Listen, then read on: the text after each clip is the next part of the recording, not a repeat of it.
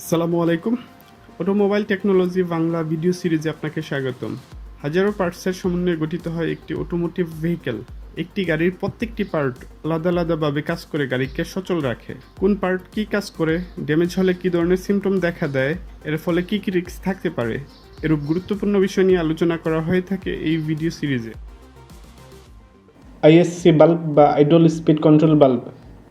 Idol অবস্থায় গাড়ির অ্যাসেলারেটর pedal বা গ্যাস প্যাডেলকে যখন চাপা হয় না, তখন ইঞ্জিনের আরপিএমকে নিয়ন্ত্রণে রেখে ইঞ্জিনকে স্টার্ট রাখতে আইডল স্পিড কন্ট্রোল বাল্ব ইঞ্জিনের ইনটেক এয়ার ফ্লো নিয়ন্ত্রণ করে। আইডল স্পিড কন্ট্রোল বাল্ব খারাপ হলে আইডল স্পিডে ইঞ্জিন বন্ধ হয়ে যেতে পারে অথবা ইঞ্জিনের আইডল আরপিএম অস্বাভাবিক থাকতে পারে। এমতো অবস্থায়